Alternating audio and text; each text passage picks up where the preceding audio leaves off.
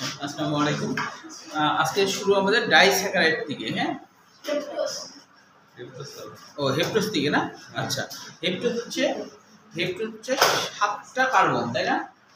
খালি মনে রাখবা, সেডো হেপ্টোলেস এটুকু পর্যন্ত, এটুকু মনে রাখলে হবে। হ্যাঁ, এবার দেখো ডাইস্যাকারাইড মানেই তো দুইটা মনোস্যাকারাইড, তাই না? দুইটা গ্লুকোজ একসাথে যুক্ত হওয়া, তাহলে এটা ডাইস্যাকারাইড হবে, ঠিক না?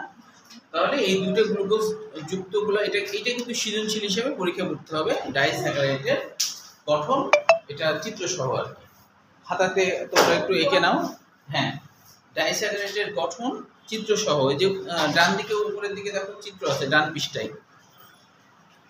তো আমরা তো জানি ডাইস্যাকারাইডের একটা উদাহরণ হলো সুক্রোজ বা চিনি, এটাই পরীক্ষায় বেশি আসে। হ্যাঁ, ডাইস্যাকারাইডের আরো উদাহরণ আছে, যেমন সেরোবাইজ আছে, কিন্তু হচ্ছে পরীক্ষায় আসে সুক্রোজেরটাই পরীক্ষায় আসে।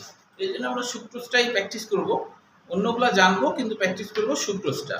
তো সুক্রোজের ক্ষেত্রে এখানে দেখো যে 3য় নম্বর লাইনে কিছু এমসিকিউ আছে, যে ইক্ষু বিট থেকে চিনি পাওয়া যায়, গ্লুকোজ ও ফ্রুক্টোজ উভয় রিডিউসিং সুগার। এর আগে আমরা জেনেছি গ্লুকোজ ফ্রুক্টোজ হলো এদের অ্যালডিহাইড ও কিটোনমূলক কি মুক্ত অবস্থায় থাকে, অ্যালডিহাইড এবং কিটোনমূলক মুক্ত অবস্থায় থাকে, যার জন্য সে কারোর সাথে বিক্রিয়ায় অংশগ্রহণ করতে পারে। আর বিক্রিয়ায় অংশগ্রহণ করতে পারলে তাকে আমরা কি বলবো? রিডিউসিং সুগার বা বিচারক সুগার, তাই না? আর সুক্রোজ কিন্তু তা না, তাই বলছে যে সুক্রোজ কিন্তু নন রিডিউসিং সুগার, কিন্তু সুক্রোজ হলো রিডিউসিং সুগার নয় বা নন রিডিউসিং সুগার, তাই তো? হ্যাঁ, গ্লুকোজ আর ফ্রুক্টোজ ভিন্ন, গ্লুকোজ হচ্ছে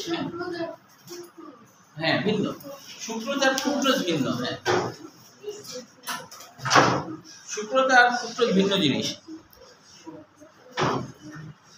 আচ্ছা, তারপরে এখান থেকে আর কিছু লাগবে না, তবে আমাদের যেটা লাগবে সৃজনশীলের জন্য এটার গঠনটা। হ্যাঁ, তো আমরা সুক্রোজের বর্ণনা উৎপাদন প্রণালী আগ পর্যন্ত দিব, সুক্রোজের বর্ণনাটা উৎপাদন প্রণালী আগ পর্যন্ত দিব, আর ছবিটা আঁকবো। তো ছবিটা আমার সাথে আঁকো, যে সুক্রোজ আর চিনি, এটা মনে রাখতে হবে, সুক্রোজ আর চিনি, সুক্রোজ বা চিনি, এটা হলো উদ্দীপক এমন হতে পারে। হ্যাঁ, উদ্দীপক কেমন হতে পারে? যে কারণ হচ্ছে কলেজ থেকে বাসায় গেল, বাসায় যাওয়ার পরে তার আম্মা তাকে চিনির শরবত খেতে দিল। এখন বলা হলো উদ্দীপকের ওই দ্রব্যটি, শরবতের ওই দ্রব্যটির গঠন বিশ্লেষণ করো। তখন তোমাকে এই সূত্র সম্পর্কে একটু বলে এই ছবিটা আঁকতে হবে, অর্থাৎ যে ছবিটা বই আছে না, তাহলে এটা একটু আমরা আঁকবো। কিন্তু তার আগে দেখি যে সুক্রোজ গঠিত হয় দুইটা গ্লুকোজ, তো দুইটা মনোস্যাকারাইড, একটা হলো আলফা ডি গ্লুকোজ, হ্যাঁ, আরেকটা হলো বিটা ডি ফ্রুক্টোজ।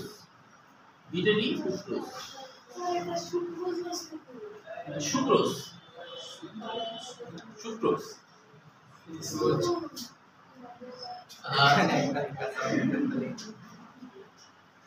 কি বানান হলো একটু ঠিক করে নাও, বানান বলেছে? ও আচ্ছা, এই দুই ভাবে লেখা যায়। হ্যাঁ, এইভাবে ও তুমি মানে বলতে চাচ্ছ এই সুক্রোজ এরকম না? একই জিনিস, সুক্রোজ আর বা সুক্রোজ একই কথা। হ্যাঁ, একই জিনিস, মানে ইংরেজি থেকে বাংলা করা তো এক একজন এক এক ভাবে আর কি করছে, বুঝছো? তাহলে আলফা ডি গ্লুকোজ আর বিটা ডি ফ্রুক্টোজ দিয়ে গঠিত। এদের যুক্ত হওয়ার সিস্টেমটা কি? এদের যুক্ত হওয়ার সিস্টেমটা হলো এই আলফা ডি গ্লুকোজের 1 নং কার্বন, এটা হলো 1 নং কার্বন, আর এটা হলো 2 নং কার্বন, এইভাবে যুক্ত হয়ে চিনি বা সুক্রোজ গঠন করে। তাহলে এখন আমরা একটু আঁকবো, তাহলে তোমরা আমার সাথে আঁকো। একটা হলো আলফা ডি গ্লুকোজ, আঁকবো তুমি। আলফা ডি গ্লুকোজ তো আগেই তোমরা জানো যে কেমন দেখতে। আলফা ডি গ্লুকোজ, যেটা হলো আলফা ডি গ্লুকোজ, দুই লাইনে এটা আঁকতে হবে আর কি। এই হলো আলফা ডি গ্লুকোজ। তো আলফা ডি গ্লুকোজে 1 নম্বর কার্বন ওই নিচে থাকে,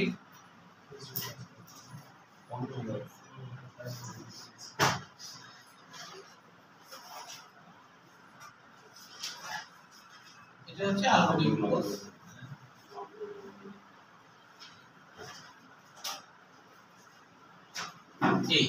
তো এখন এদের কার্বন, এটা হলো 1 নম্বর কার্বন, এটা 2, এটা 3, এটা 4, এই 5 আর এই 6। এটা কিন্তু পরীক্ষার জন্য খুবই ইম্পর্টেন্ট কোশ্চেন, সৃজনশীলের জন্য এটা পরীক্ষায় আসে। এবার দেখো আরেকটা হলো যোগ দিব, যোগ দিয়ে আরেকটা আসবে হচ্ছে বিটাডি ফ্রুক্টোজ।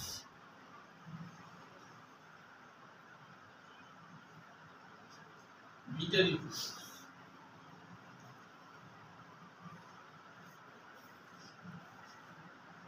বিটাডি ফ্রুক্টোজের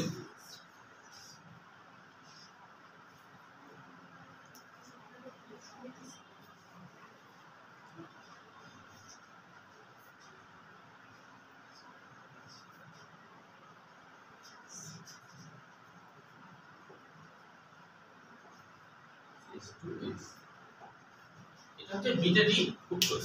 একটু এঁকে নাও আগে, তারপরে আমি বলছি আর কি। এটা হলো, এটা হচ্ছে 1 নম্বর কার্বন, এটা হচ্ছে 2, এটা 3, এটা 4, এই 5 আর এই হলো 6। তোমরা তো জানো যে, আচ্ছা এখন কথা হলো যে এইটা আসলে কিভাবে এসেছে, মানে এই রিংটা কিভাবে হলো সেটা একটু দেখি। এই রিংটা কিভাবে হয়েছে আর কি। হ্যাঁ, এই রিংটা এইভাবে হয়েছে যে দাগায় নিয়ে হবে। ও আচ্ছা, আগে দাগায় না। হ্যাঁ জি।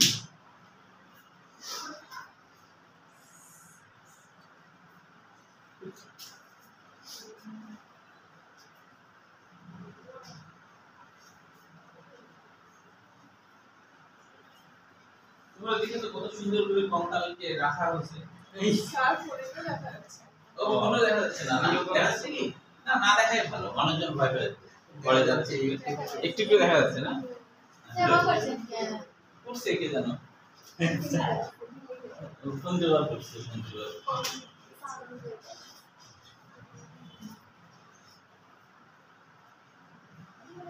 এখন এর মধ্যে যদি মানে গঠন, মানে যে চেন থেকে কিভাবে রিং হলো না ওটা। আচ্ছা, এইটুকু সবার তোলা হয়েছে কিনা? আচ্ছা,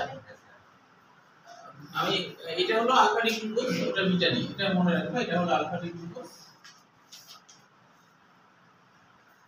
আর এটা হলো বিটাডি গ্লুকোজ, বিটাডি ফ্রুক্টোজ, বিটাডি আলফাটিক গ্লুকোজ আর বিটাডি ফ্রুক্টোজ। হ্যাঁ, এটা হলো বিটাডি ফ্রুক্টোজ লিখে। হ্যাঁ, বিটাডি আবার নিচে লিখলাম, মানে এই জিনিসটা আলফাটিক গ্লুকোজ, এটা হলো বিটাডি ফ্রুক্টোজ, দুই জায়গায় লিখলাম, মানে তোমাদের বুঝতে যাতে সুবিধা হয়। না লিখলেও হবে কিন্তু, কারণ উপরে তো লেখা হয়েছে।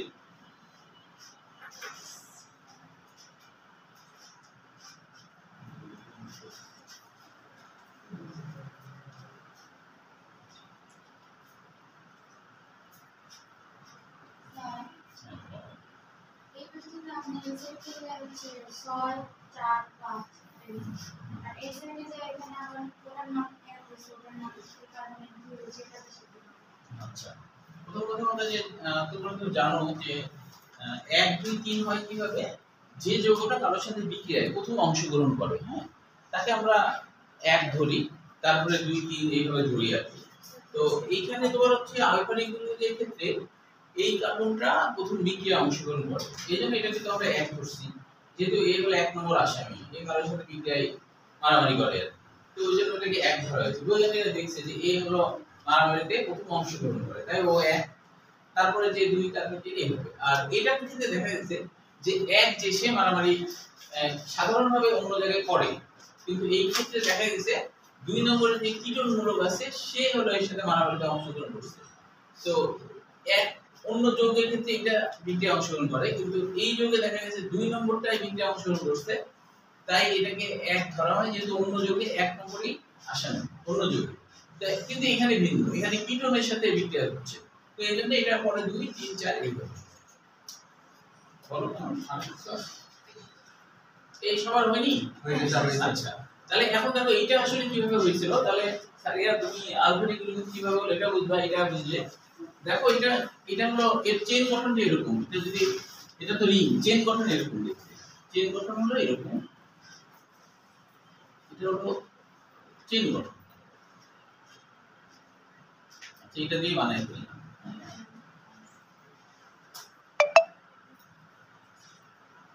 এই ওইস কিন্তু এর কাছাকাছি, তো ওই জন্য ওটাতে বানাই দিলাম।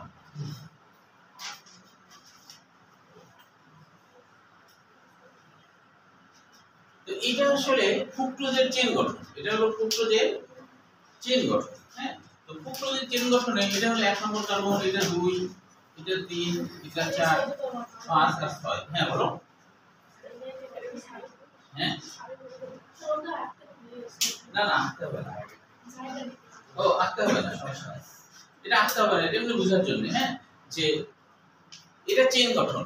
এখন এই চেইন গঠন ফুক্টোজকে তুমি যদি পানির মধ্যে ফেলে দাও, তাহলে ও তো একটা ভয় পেয়ে যাবে যে আমাকে পানির মধ্যে ফেলে দিল, তখন সে জড়সড় হয়ে একে অপরকে ধরে ফেলবে বাঁচার জন্য।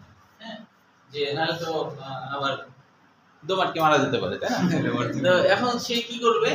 তো এখন 1 নম্বর বললো আমার অত দরকার নাই, আমি একা একা যথেষ্ট, আমি কারোর সাথে বিক্রিয়া অংশগ্রহণ করবো না, কাজে আমাকে কারোর মধ্যে যুক্ত হতে বলো না।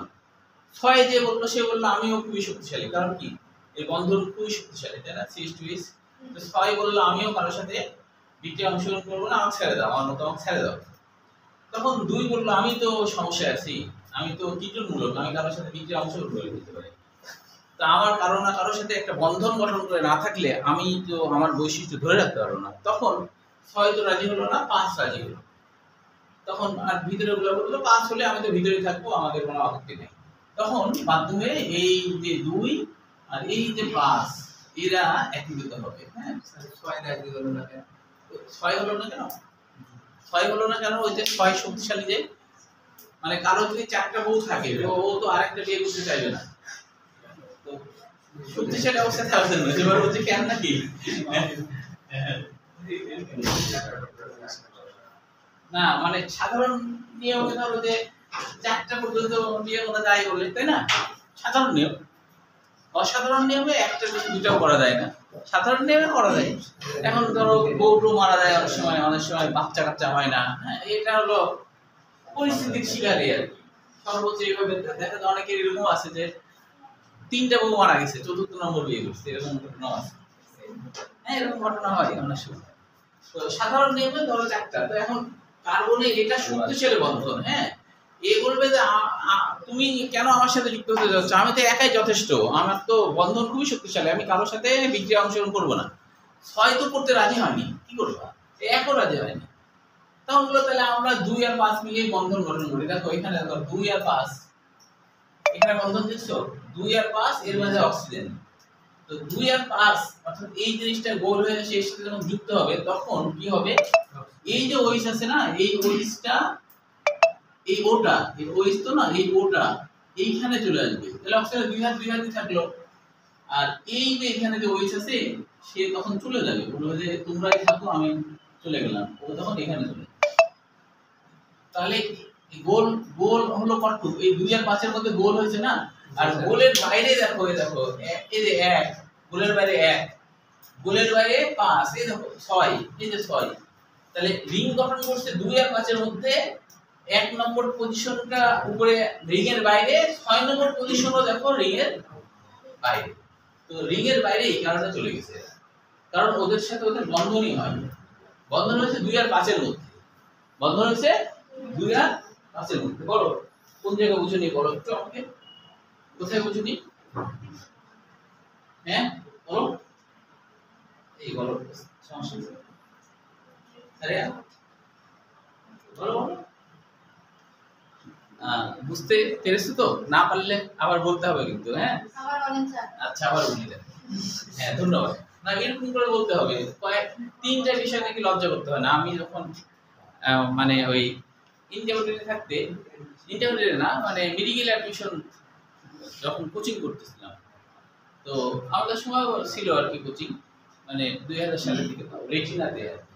তো ওখানে একটা ভাইয়া বলছিল যে আমার অবশ্যই 1 মার্কের জন্য হয়েছিল না, পরে অবশ্য হয়েছিল ওয়েটিং এ, পরে আমি আর খোঁজ নিইনি, তো যার জন্য আমার ভর্তি হওয়া হয়নি। তো ওই তোমার ওখানে কোচিং এ একটা ভাইয়া বলছিল 3টা ক্ষেত্রে আর কি মানে লজ্জা করতে হয় না, 3টা জায়গায় লজ্জা করতে হয় না, তিনটা জায়গায়। তার মধ্যে একটা হলো খাওয়ার সময় লজ্জা করতে হয় না, খাওয়ার সময় লজ্জা করলে সেটা তোমারই লস, তাই না? আর 2 নম্বর হচ্ছে পড়াশোনার সময় শেখার ক্ষেত্রে লজ্জা করতে হয় না, কিছু না বলে বলতে হয়, তাহলে তো তোমারই লস, তাই না? আর আরেকটা বলছে যে বিয়ের কথা বললে তখন লজ্জা করতে হয় না, লজ্জা করলে তাহলে বিয়ে হবে না।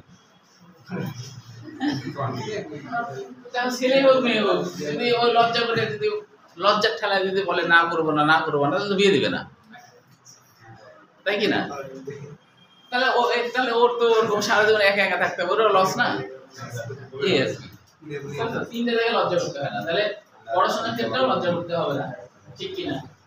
তাহলে দেখো আমি কি বলছি, প্রথম কথা দেখো, এই রিং এর সাথে এই রিং এর যথেষ্ট মিল আছে, রিং গঠন করছে 2 আর 5 এর মধ্যে, এটাও দেখো 2 আর 5 এর মধ্যে রিং গঠন হয়েছে।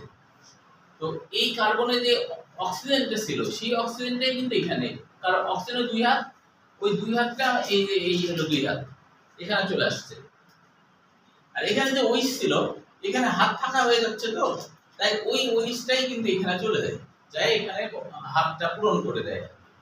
তাহলে 2 আর 5 এর সাথে যুক্ত হয়েছে, যখন রিংটা হয়েছে 2 আর 5 এর মধ্যে, এই যে 2 আর 5 এর মধ্যে রিং হয়েছে, রিং এর বাইরে এ হলো রিং এর বাইরে চলে গেছে, যেহেতু এ তো রিং গঠনে অংশগ্রহণ করেনি, ছয়ও তো রিং গঠনে অংশগ্রহণ করেনি, তাই ওইও রিং এর বাইরে। তাই এই রিং এর মধ্যে দেখো 1 নম্বরে CH2 এই রিং এর বাইরে, 6 নম্বরে CH2 রিং এর বাইরে, এই জন্য এটা রিং এর বাইরে, বুঝছো? আচ্ছা, তাহলে এবার আমরা বলো, আর কারো কোনো কোশ্চেন আছে? কারো কোনো কোশ্চেন আছে কিনা বলো?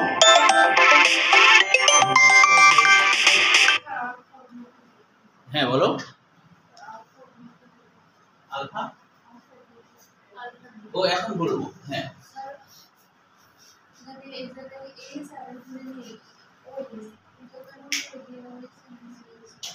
ও যে গতদিন ক্লাস করছিলাম, আচ্ছা ভুলে গেছো, আচ্ছা এটা দেখো আমরা যখন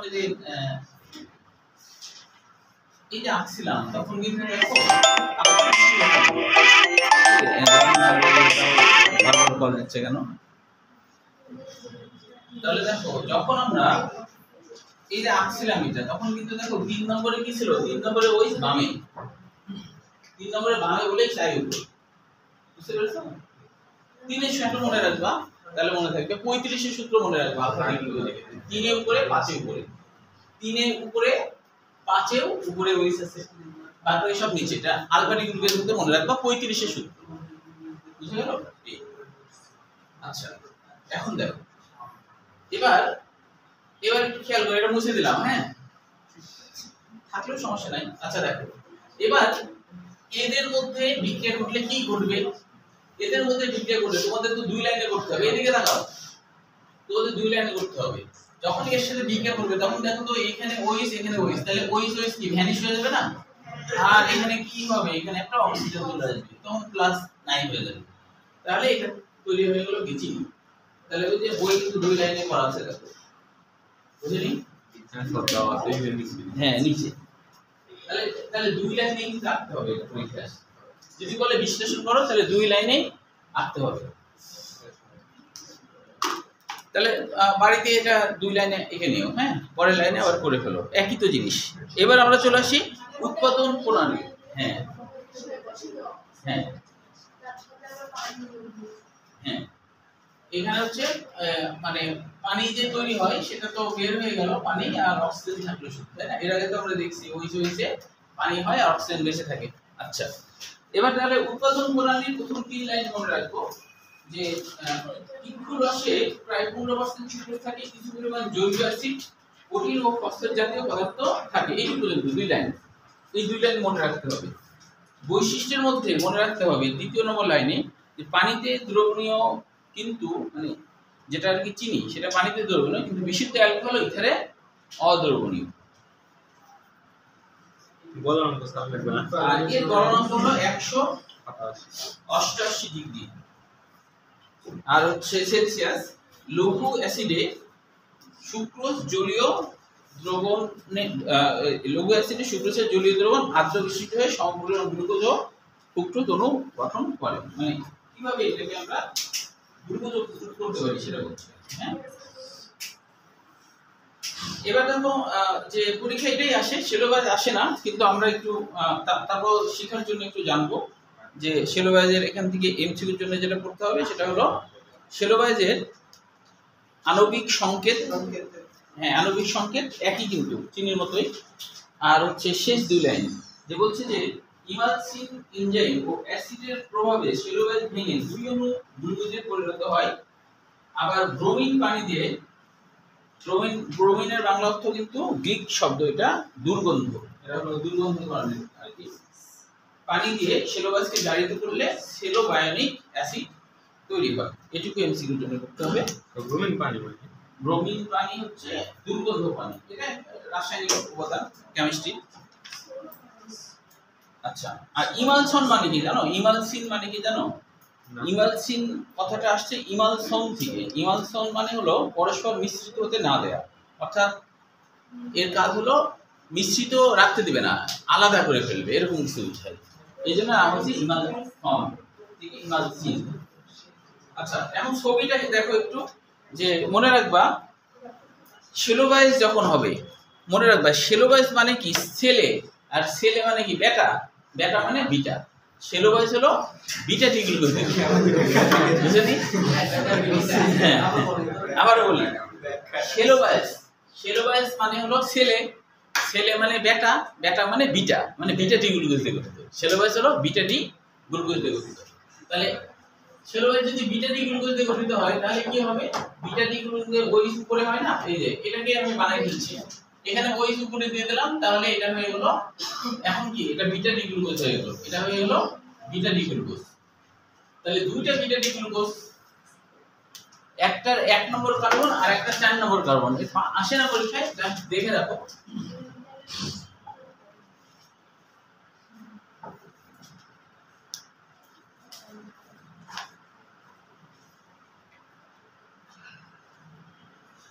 এখানে তো ওইস,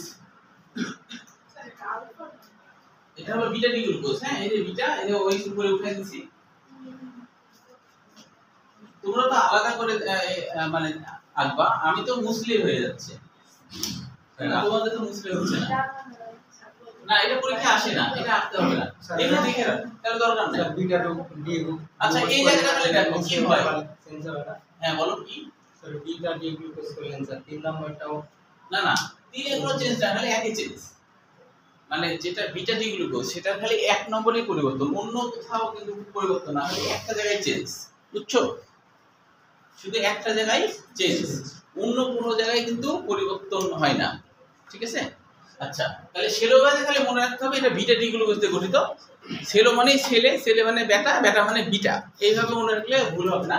তাহলে বেটা ডি গ্লুকোজে মানে বিটা ডি গ্লুকোজে 1 আর 4, এই যে 1 আর 4 যুক্ত হবে, এরকম ক্রস হবে। এই ক্রস ভাবে যুক্ত হওয়ার কারণে দেখো ওখানে কিন্তু ছবিতে, বইয়ের মধ্যে দেখো ক্রস করে দেয়া আছে না? হ্যাঁ, এইটাই বোঝাচ্ছে, তাছাড়া কিছু না। এবার দেখো ম্যালটোজ, আচ্ছা মনে রাখবা ম্যালটোজ আর মল্টোজ একই কথা, কিন্তু এটা আবার ভুল করো না। মল্টোজ বা ম্যালটোজ একই কথা, কোন কোন বইয়ে ম্যালটোজ না লিখে মল্টোজ লিখছে, তো এই জন্য মনে রাখতে হবে মল্টোজ বা ম্যালটোজ একই কথা। কেউ কেউ এটাকে ম্যালটোজ বলে, এম এ দিয়ে উচ্চারণ, তো ম্যালটোজ বলে, কিন্তু আসলে মল্টোজ উচ্চারণ হবে। তো এটা হলো ম্যালটোজ। তো ম্যালটোজের ক্ষেত্রেও আলফা ডি গ্লুকোজের 1 আর 4 এটাও আসে না পরীক্ষায়, তবে এটা হলো বিটা হবে না, কিন্তু এটা হলো alpha D glucose, alpha D glucose 1 আর 4। এবার অলিগোস্যাকারাইড, এটা এমসিকিউ হিসেবে আসে। অলিগোস্যাকারাইড কাকে বলে? যেসব কার্বোহাইড্রেটকে হাইড্রোলাইসিস করলে 3 থেকে 10টি মনোস্যাকারাইড অণু পাওয়া যায়। মানে অলিগো কথাটার অর্থ হলো কম সংখ্যক, অলিগো কথাটার অর্থ হলো কম সংখ্যক, কম সংখ্যক গ্লুকোজ অণু। তো কয়টা? 3 থেকে 10টা। তাহলে অলিগোস্যাকারাইড কাকে বলে এটুকু জ্ঞানমূলক কোশ্চেনের জন্য পড়তে হবে। তারপরে হলো উদাহরণ হিসেবে মনে রাখতে হবে এমসিকিউর জন্য, যেমন হলো এদের আবার ভাগ আছে, যেমন ট্রাইস্যাকারাইড।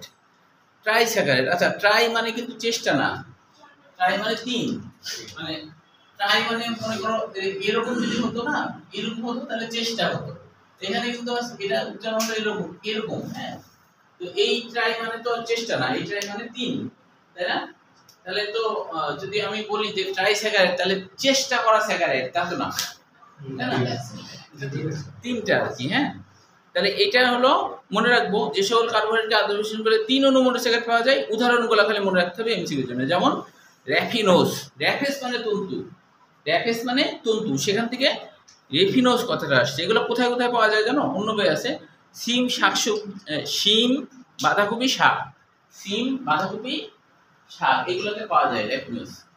শিম বাঁধাকপি আর শাক, कोई सब এই যে ট্রাইস্যাকারাইড র্যাফিনোজ, ট্রাইস্যাকারাইড র্যাফিনোজ পাওনি?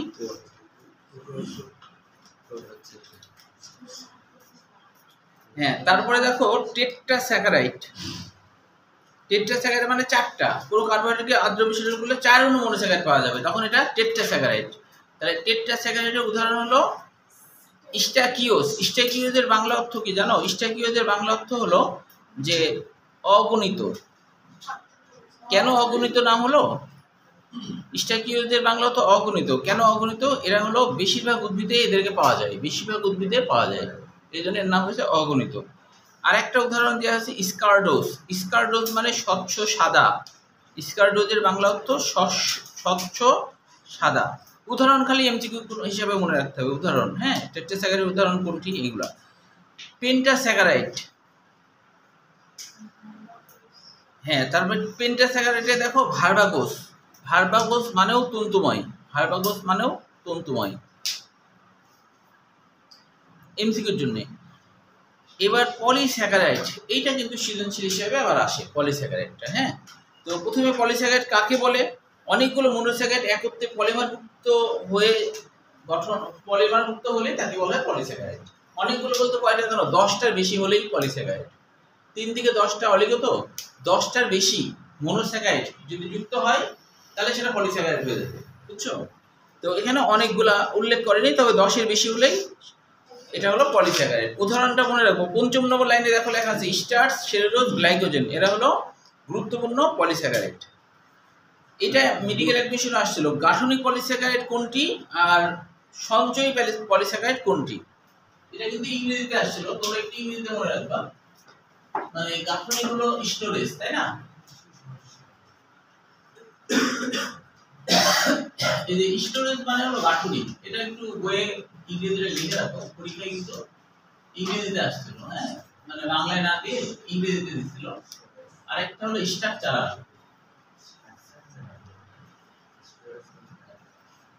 স্ট্রাকচারাল। হ্যাঁ, এটা হলো সঞ্চিত, ভুলে গেল। হ্যাঁ, আর এটা হলো গাঠনিক, এটা হলো গাঠনিক। তাহলে একটু ইংরেজিটা লিখে রাখো পাশে, কারণ হলো যে ইংরেজিতে আসলে হঠাৎ মনে নাও থাকতে পারে, লিখে রাখলে মনে থাকবে। তাহলে দেখো গাঠনিক পলিস্যাকারাইডের উদাহরণ হলো কি কি? হেমিসেলুলোজ, পেকটিন, আর এদিকে হলো সঞ্চয়ের হলো স্টার্চ, গ্লাইকোজেন। আচ্ছা, পরীক্ষায় হলো যে এই পলিস্যাকারাইডের মধ্যে শ্বেতসার বা স্টার্চ এইটা আসে সৃজনশীল হিসেবে, শ্বেতসার বা স্টার্চ। আবার কখনো কখনো কিন্তু সেলুলোজও পরীক্ষায় আসে। কিভাবে উদ্দীপক আসছে আমি একটু বলে দিই, কিভাবে আসছিল বোর্ড পরীক্ষায়। এইভাবে আসছিল যে ধরো জোবারের দিকে চোখ পড়লো, জোবারের কথাই বলি, যে জোবার হচ্ছে কলেজে যাওয়ার সময় রুটি ভাজি খেলো এবং টিস্যু দিয়ে হাত মুছে কলেজে গেল। এটা মনে করো উদ্দীপক এরকম ছিল। আচ্ছা, এখন যদি মনে করো রুটি ভাজি পছন্দ না হয় তাহলে খিচুড়ি। হ্যাঁ, খিচুড়ি, খিচুড়ি পছন্দ হয়েছে না? আরো দামি খাবার করবো, কিছু পছন্দ হয়নি, টিস্যু পছন্দ হয়, টিস্যুতে হাত মুছবা না, তা গামছাতে হাত মুছলেও হবে। তো টিস্যুতে না, গামছাতে মুছলেও হবে। তো এখন এটা উদ্দীপক, এখন উদ্দীপক হচ্ছে যে জোবাইরের খাবারটি গঠন বিশ্লেষণ করো। তাহলে জোবাইরের খাবার যেটা রুটি বা ভাত, এটা হলো স্টার্চ জাতীয় খাবার। এই